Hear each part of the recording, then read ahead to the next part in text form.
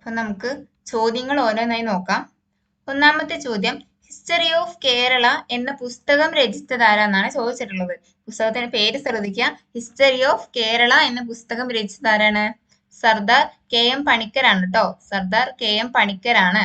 Okay, option C ആണ് correct ആയിട്ടുള്ള answer. Malayalam സംസാരിക്കുന്ന പ്രദേശങ്ങളെ ഉൾപ്പെടുത്തി കേരളം രൂപീകരിക്കണമെന്ന് സൂചിപ്പിക്കുന്ന ഗ്രന്ഥം ഏതാണെന്നാണ് ചോദിച്ചിട്ടുള്ളത്. ഓപ്ഷൻ എ ആണ് 1.25 കോടി മലയാളികളാണ് കേട്ടോ. 1.25 കോടി മലയാളികളാണ്. ഓക്കെ. മൂന്നാമത്തേത്, പഞ്ചശീല തത്വങ്ങളിൽ ഒപ്പുവെച്ച രാജ്യങ്ങൾ ഏതെല്ലാം? പഞ്ചശീല തത്വങ്ങളിൽ ഒപ്പുവെച്ച രാജ്യങ്ങളാണ് നമ്മുടെ ഇന്ത്യയും ചൈനയും. 1857 കലാപത്തിൽ നാനാ സാഹിബ് നേതൃത്വം നൽകിയ സ്ഥലം ഏതായിരുന്നു? 1857 കലാപത്തിൽ നാനാ സാഹിബ് നേതൃത്വം നൽകിയ സ്ഥലം ഏതായിരുന്നാണ് ചോദിച്ചിട്ടുള്ളത്. ഏതാണ്? കാൺപൂരാണ് കേട്ടോ. കാൺപൂരാണ്. 1775 രണ്ടാം അമേരിക്കൻ കോണ്ടിനെന്റൽ കോൺഗ്രസ് നടന്നത് എവിടെയെന്നാണ് ചോദിച്ചിട്ടുള്ളത്. അഞ്ചാമത്തെ ചോദ്യത്തിന്റെ ആൻസർ വരുന്നത് ഓപ്ഷൻ ബി ആണ് കേട്ടോ. സോറി, ഫിലാഡൽഫിയാണ് കേട്ടോ. ഫിലാഡൽഫിയാണ് ഉത്തരം വരുന്നത്. ആറാമത്തെ ചോദ്യം, ഐക്യരാഷ്ട്രസഭയുടെ ഇപ്പോഴത്തെ സെക്രട്ടറി ജനറൽ ആരാണ്? ഐക്യരാഷ്ട്ര സഭയുടെ ഇപ്പോഴത്തെ സെക്രട്ടറി ജനറൽ അന്റോണിയോ ഗുട്ടറസ് ആണ് അല്ലെ. താഴെ തന്നിരിക്കുന്ന വാതകങ്ങളിൽ പ്രാദേശികവാദത്തിന് ഉദാഹരണമല്ലാത്തത് ഏത്? താഴെ തന്നിരിക്കുന്ന വാദങ്ങളിൽ പ്രാദേശികവാദത്തിന് ഉദാഹരണമല്ലാത്തത് ഏതാണെന്നാണ് ചോദിച്ചിട്ടുള്ളത്. ഏതാണ്? ചക്രവാതമാണ് കേട്ടോ. ചക്രവാതം. ആഗ്നേയശിലയുമായി ബന്ധമില്ലാത്ത സവിശേഷത തന്നിരിക്കുന്നവയിൽ നിന്ന് കണ്ടെത്താനാണ് പറഞ്ഞിട്ടുള്ളത്. ഓക്കെ, ഇതില് ഓപ്ഷൻ സി ആണ് കേരളത്തിൽ ഏറ്റവും അധികം കാണുന്നത് ഈ ശിലയാണെന്നാണ് പറഞ്ഞിട്ടുള്ളത്. എന്താണ് ക്ലിഫ്? എന്താണ് ക്ലിഫ് എന്നാണ് ചോദിച്ചിട്ടുള്ളത്. ഇത് ഓപ്ഷൻ എ ആണ്. ഇത് തിരമാലയുമായി ബന്ധപ്പെട്ട ഭൂരൂപമാണ്.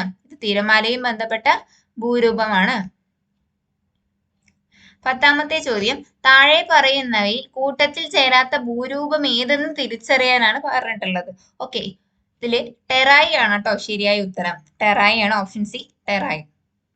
അടുത്തത്, കേരളത്തിലെ പ്രധാന ജലവൈദ്യുത പദ്ധതികളും അവ സ്ഥിതി ചെയ്യുന്ന ജില്ലയും തന്നിരിക്കുന്നു. ശരിയല്ലാത്തത് കണ്ടെത്താനാണ് പറഞ്ഞിട്ടുള്ളത്. ഏതാണ്? ഓപ്ഷൻ ബി ആണ്. ശബരിഗിരി പത്തനംതിട്ടയാണ് കേട്ടോ. ആൻസർ വരുന്നത് ഓപ്ഷൻ ബി ആണ്. സമീപകാലത്ത് ഇന്ത്യൻ കരസേന വിജയ് ദുർഗ് എന്ന പേര് മാറ്റിയ ഫോർട്ട് വില്യം എവിടെയാണ്? ഓപ്ഷൻ ബി കൊൽക്കത്തയിലാണ് കേട്ടോ. ഇത് ഇമ്പോർട്ടന്റ് ആണ്, ശ്രദ്ധിക്കുക. സമീപകാലത്ത് ഇന്ത്യൻ കരസേന വിജയ് ദുർഗ്, ഇനി നേരെ ഓപ്പോസിറ്റ് ചോദിക്കാൻ ചാൻസ് ഉള്ള ഒരു ക്വസ്റ്റ്യൻ ആണ്. വിജയ് ദുർഗ് എന്ന് പേര് മാറ്റിയ ഫോർട്ടാണ് കേട്ടോ, കൊൽക്കത്തയിലാണ്. 13ാമത്തെ ചോദ്യം, ചുവടെ തന്നിട്ടുള്ളവയിൽ നീതി ആയോഗിന്റെ ലക്ഷ്യങ്ങളിൽ ഉൾപ്പെടുന്ന പ്രസ്താവന ഏതെല്ലാം എന്നാണ് ചോദിച്ചിട്ടുള്ളത്. ഓക്കെ, ഇതിൽ ഓപ്ഷൻ ഡി ആണ്. 2ഉം 3ഉം മാത്രമാണ് കേട്ടോ. ആധുനിക സാങ്കേതിക വിദ്യയുടെ സഹായത്തോടെ നഗരങ്ങളെ സുരക്ഷിത ആവാസ കേന്ദ്രങ്ങളാക്കി മാറ്റുക, അതുപോലെ തന്നെ പ്രബല മധ്യവർഗത്തെ സുസ്ഥിര സാമ്പത്തിക വളർച്ച നേടാൻ പ്രയോജനപ്പെടുത്തുക. ഓപ്ഷൻ ഡി ആണ്. 2, 3 മാത്രമാണ് കറക്റ്റ് ആയിട്ടുള്ള ആൻസർ വരുന്നത്. അടുത്തത്, ഗാന്ധിജിയുടെ സാമ്പത്തിക ശാസ്ത്ര ചിന്തകളിൽ ഉൾപ്പെടുന്ന പ്രസ്താവനകൾ ഏതെല്ലാം എന്നാണ് ചോദിച്ചിട്ടുള്ളത്. അതിൽ 1ഉം 3 മാത്രമാണ് വരുന്നത്. ഓപ്ഷൻ സി ആണ് കറക്റ്റ് ആയിട്ടുള്ള ആൻസർ. ചുവടെ തന്നിട്ടുള്ളവയിൽ തെറ്റായ ജോഡി ഏതെന്നാണ് ചോദിച്ചിട്ടുള്ളത്. തെറ്റായ ജോഡി ഓപ്ഷൻ ഡി ആണ്. ദാദാഭായ് നവറോജി മിച്ചമൂല്യ സിദ്ധാന്തം എന്നാണ് തെറ്റായിട്ടാണ് കൊടുത്തിട്ടുള്ളത്. ഓക്കെ, താഴെ തന്നിട്ടുള്ളവയിൽ 2024 പത്മവിഭൂഷൺ ബഹുമതി ലഭിച്ച വ്യക്തി ഏതെന്നാണ് ചോദിച്ചിട്ടുള്ളത്.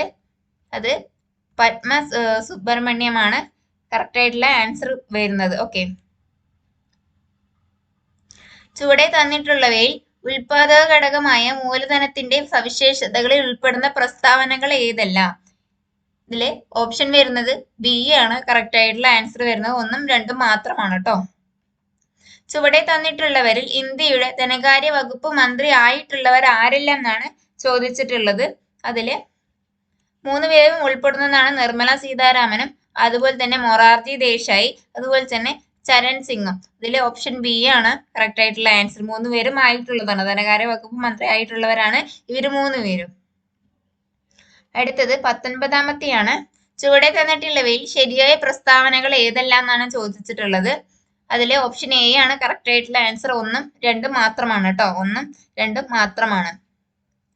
മന്ത്രിസഭയിലെ മൊത്തം മന്ത്രിമാരുടെ എണ്ണം ലോകസഭയിലെ മൊത്തം അംഗങ്ങളുടെ 15% കവിയാൻ പാടില്ല എന്ന് വ്യവസ്ഥ ചെയ്ത ഭരണഘടനാ ഭേദഗതി ഏത് എന്നാണ് ചോദിച്ചിട്ടുള്ളത്. നമുക്ക് എല്ലാവർക്കും അറിയാം, അത് 91ാം ഭരണഘടനാ ഭേദഗതിയാണ് കേട്ടോ. 91ാം ഭരണഘടനാ ഭേദഗതിയാണ്. ഓപ്ഷൻ ബി ആണ് കറക്റ്റ് ആയിട്ടുള്ള ആൻസർ. 21ാമത്തെ ചോദ്യം, രാജ്യസഭയുമായി ബന്ധപ്പെട്ട ശരിയായ പ്രസ്താവനകൾ കണ്ടെത്താനാണ് പറഞ്ഞിട്ടുള്ളത്. രാജ്യസഭയുമായി ബന്ധപ്പെട്ട ശരിയായ പ്രസ്താവനകൾ തന്നിട്ടുള്ളതിൽ അതിൽ 2ഉം 3ഉം 4ഉം മാത്രമാണ്. ഓപ്ഷൻ സി ആണ് കറക്റ്റ് ആയിട്ടുള്ള ആൻസർ. ഓക്കെ, 2ഉം 3ഉം 4ഉം മാത്രമാണ് ശരിയായിട്ടുള്ളത്. തദ്ദേശ സ്വയംഭരണ സ്ഥാപനങ്ങൾക്ക് ഭരണഘടനാ അംഗീകാരം ശുപാർശ ചെയ്ത കമ്മിറ്റി ഏതാണെന്നാണ് ചോദിച്ചിട്ടുള്ളത്. അത് പി.കെ. തുങ്കൻ കമ്മിറ്റിയാണ് കേട്ടോ. പി.കെ. തുങ്കൻ കമ്മിറ്റിയാണ്. താഴെ തന്നിരിക്കുന്നവയിൽ ഭരണഘടനയുടെ 4ാം അധ്യായത്തിൽ പെടാത്തത് ഏത് എന്നാണ് ചോദിച്ചിട്ടുള്ളത്. അത് ഓപ്ഷൻ ഡി ആണ് കേട്ടോ. 3ഉം 4ഉം മാത്രമാണ്.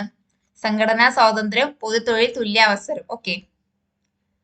2024 ലോക്സഭാ തെരഞ്ഞെടുപ്പ് സമയത്ത് മാതൃകാ പെരുമാറ്റച്ചട്ടം ലംഘിക്കുന്നതും ക്രമക്കേടുകളും പരാതികളും അറിയിക്കുന്നതിന് പൗരന്മാർക്കു വേണ്ടി ഇന്ത്യൻ തെരഞ്ഞെടുപ്പ് കമ്മീഷൻ തയ്യാറാക്കിയ മൊബൈൽ ആപ്ലിക്കേഷൻ ഏതാണെന്നാണ് ചോദിച്ചിട്ടുള്ളത്. അത് ഓപ്ഷൻ ഡി ആണ്. സി വിജിൽ ആണ് കേട്ടോ. സി വിജിൽ ആണ്.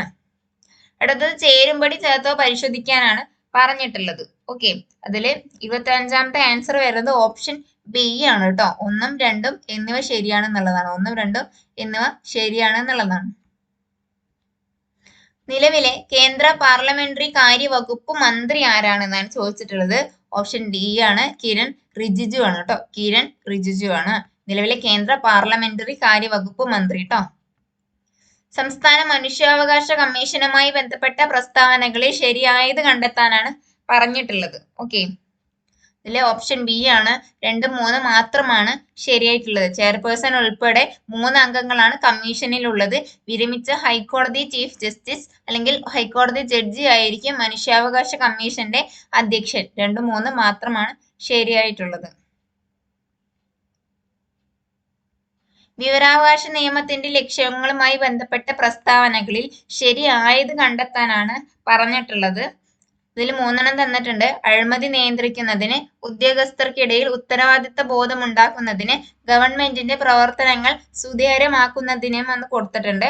അതില് എല്ലാം ശരിയാണ് കേട്ടോ. ഓപ്ഷൻ ഡി ആണ് കറക്റ്റ് ആയിട്ടുള്ള ആൻസർ വരുന്നത്. ഓക്കെ, അടുത്ത ലോക തണ്ണീർത്തട ദിനം ഏതാണ്? നമ്മൾ പറഞ്ഞു, ഇമ്പോർട്ടന്റ് ടോപ്പിക് ആണ് തണ്ണീർത്തട സംരക്ഷണ നിയമം.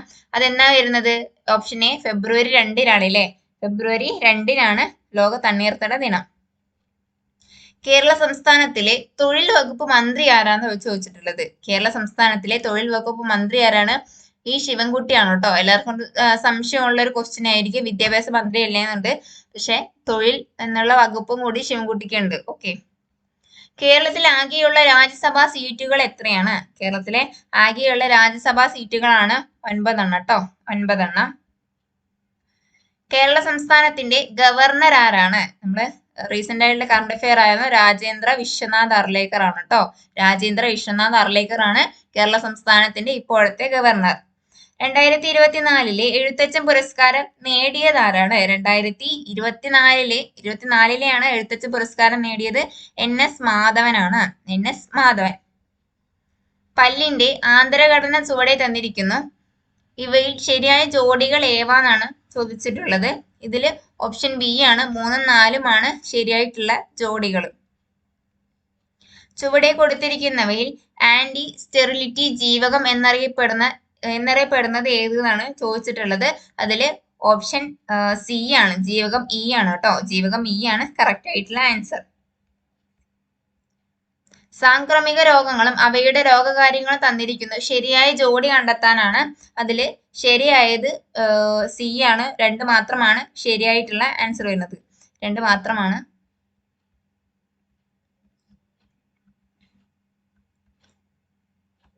ഓക്കെ, ഓപ്ഷൻ സി 2 മാത്രമാണ് കേട്ടോ. ജീവിതശൈലി രോഗങ്ങൾ നിയന്ത്രിക്കുന്നതിനായി സംസ്ഥാന സർക്കാർ ആരംഭിച്ച ജീവിതശൈലി രോഗ നിയന്ത്രണ പദ്ധതി ഏതെന്നാണ് ചോദിച്ചിട്ടുള്ളത്. അത് ഓപ്ഷൻ ബി ആണ് കേട്ടോ. 2 മാത്രമാണ്. അമൃതം ആരോഗ്യമാണ് കേട്ടോ. അമൃതം ആരോഗ്യമാണ്.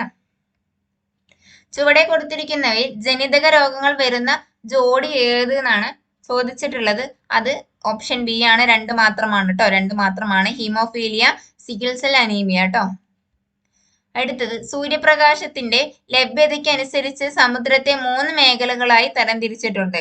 അതില് ഉപരിതലം മുതൽ 200 മീറ്റർ വരെ ആഴത്തിൽ യൂഫോട്ടിക് മേഖല, അതുപോലെ തന്നെ 200 മീറ്ററിന് താഴെ 1000 മീറ്റർ വരെ എഫോട്ടിക് മേഖല, 1000 മീറ്ററിന് താഴെ ഡിസ്ഫോട്ടിക് മേഖല, 3 എണ്ണം കൊടുത്തിട്ടുണ്ട്. അതിൽ ശരിയായത് 1 മാത്രമാണ് കേട്ടോ.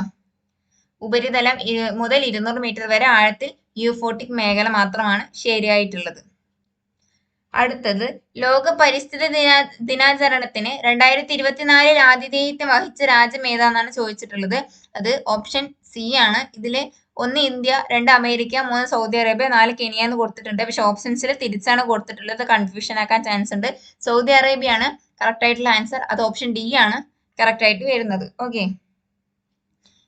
മെനിഞ്ചൈറ്റിസിനെതിരെ MEN5CV വാക്സിൻ നിർമ്മിച്ച ലോകത്തിൽ ആദ്യ രാജ്യം ഏതെന്നാണ് ചോദിച്ചിട്ടുള്ളത്. ഏതാണ്? നൈജീരിയ ആണ്. അത് ഓപ്ഷൻ എ ആണ് കേട്ടോ വരുന്നത്. നൈജീരിയ ആണ്. ഓപ്ഷൻ എ ആണ് കറക്റ്റ് ആയിട്ടുള്ള ആൻസർ. ഒപ്റ്റിക്കൽ ഫൈബറിലൂടെ പ്രകാശം കടന്നു പോകുന്നത് ഏത് തത്വം അനുസരിച്ചാണ് ചോദിച്ചു കഴിഞ്ഞാൽ പൂർണ്ണാന്തരിക പ്രതിഫലനമാണ്. പൂർണ്ണാന്തരിക പ്രതിഫലനമാണ്.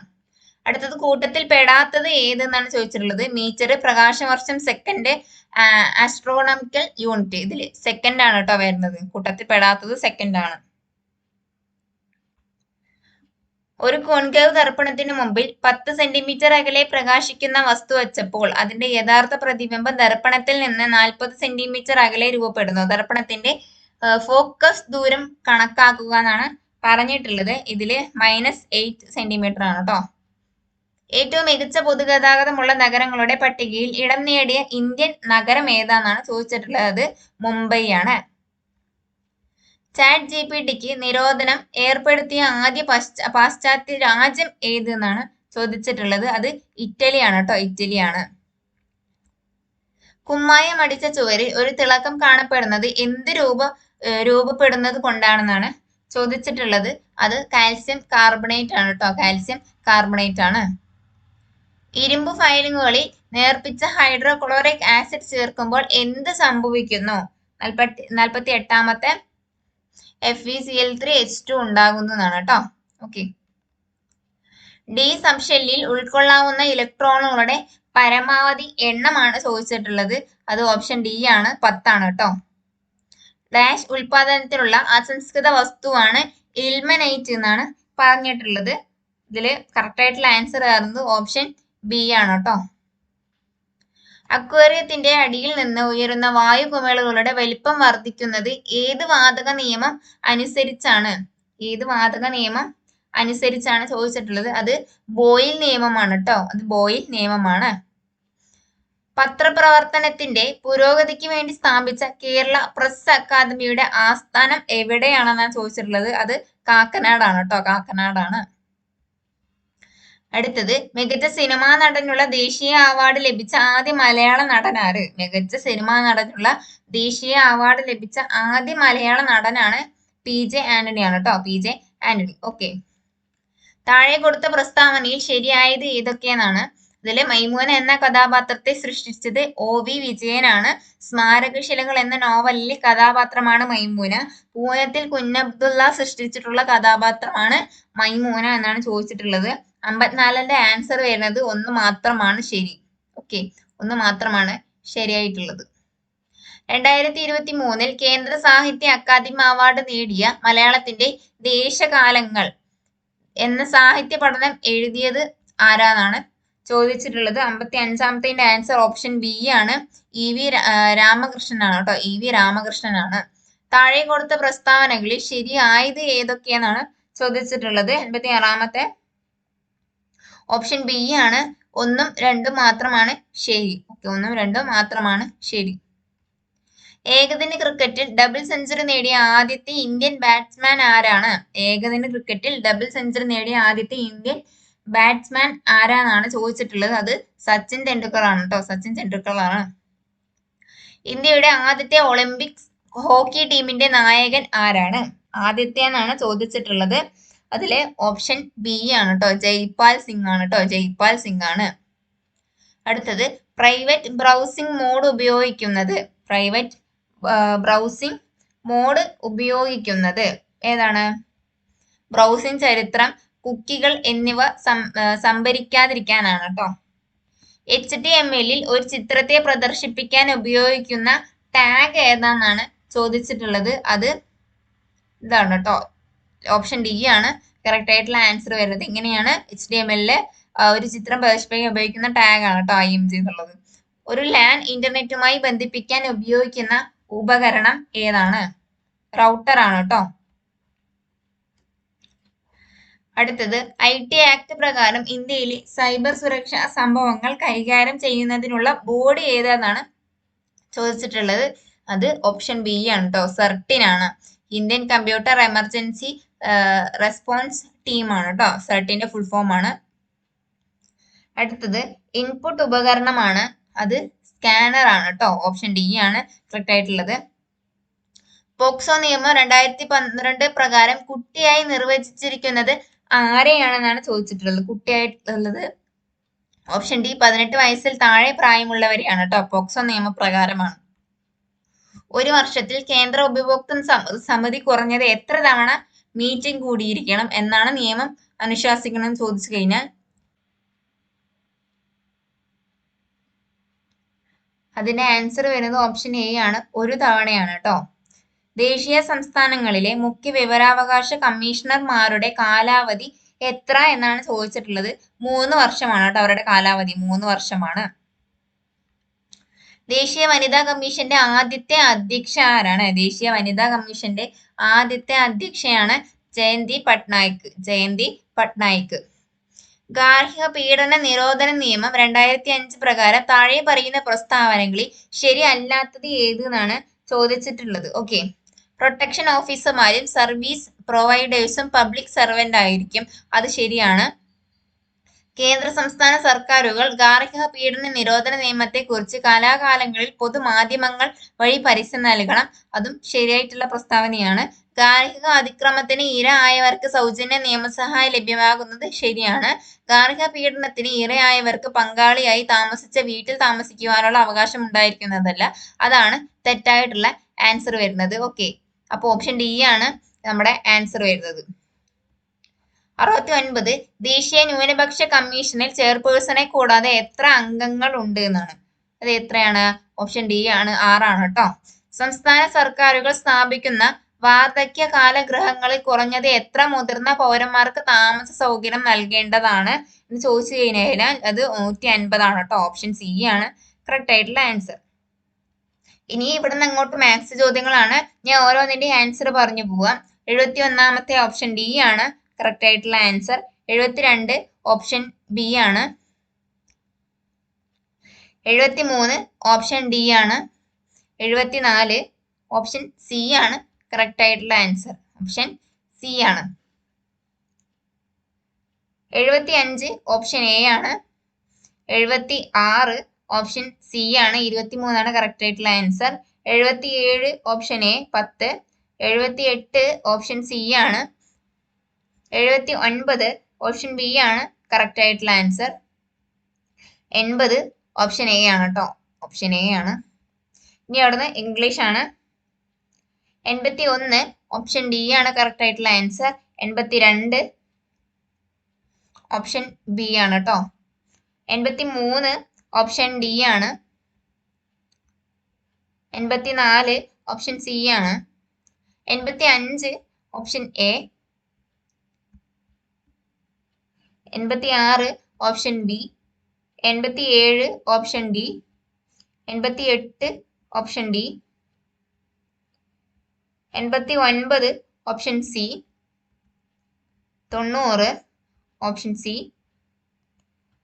91 തൊട്ടിട്ട് മലയാളമാണ്. 91 option B. 92 option D. 93 option D. 94 option D. 95 option A. 96 option B. 97 option C. 98 sorry option B, option C. 98ന്റെ കറക്റ്റ് ആൻസർ ഓപ്ഷൻ സി ആണ്. 99 ഓപ്ഷൻ സി. 100 വരുന്നത് ഓപ്ഷൻ ഡി ആണ് കേട്ടോ. അപ്പൊ ഇത്രയാണ് VFAയുടെ ക്വസ്റ്റ്യൻ പേപ്പറിലെ ആൻസേഴ്സ്. അപ്പൊ ഇതനുസരിച്ച് നിങ്ങൾ ഇത് ഓപ്ഷൻസ് നിങ്ങൾ ചെയ്ത് നോക്കുക. ക്വസ്റ്റ്യൻ പേപ്പർ ആദ്യം ഒന്ന് ഡൗൺലോഡ് ചെയ്തിട്ട് ചെയ്ത് നോക്കുക. നമുക്ക് നമ്മുടെ ഗൂഗിളിലൊക്കെ നമ്മുടെ ക്വസ്റ്റ്യൻ പേപ്പർ കോഡ് അടിച്ചു കൊടുത്താൽ കിട്ടാവുന്നതാണ്. അപ്പൊ ഇതനുസരിച്ച് ചെയ്ത് നോക്കുക. തെറ്റിയത് എവിടുന്നൊക്കെയാണ്, തെറ്റിയിരിക്കണം, അതിന്റെ സോഴ്സ് എവിടുന്നൊക്കെയാണ് നോക്കിയിട്ട് നിങ്ങളൊന്ന് നോക്കുക കേട്ടോ ക്വസ്റ്റ്യൻ പേപ്പർ. അപ്പൊ നിങ്ങൾക്ക് എത്ര മാർക്ക് കിട്ടി എന്നുള്ളത് നിങ്ങൾ ജസ്റ്റ് കമന്റ് ചെയ്താൽ മതി. ഇതിൽ എന്തെങ്കിലും ഡൗട്ടോ കാര്യങ്ങളോ ഉണ്ടെങ്കിൽ കമന്റ് ചെയ്തതിന് റിപ്ലൈ തരുന്നതായിരിക്കും. ഓക്കെ, ഇതിന്റെ ക്വസ്റ്റ്യൻ പേപ്പർ PDF ഞാൻ ടെലിഗ്രാമിൽ അപ്ലോഡ് ചെയ്യാം. ഇന്നത്തെ വീഡിയോ ഇത്രയേ ഉള്ളൂ. Thank you.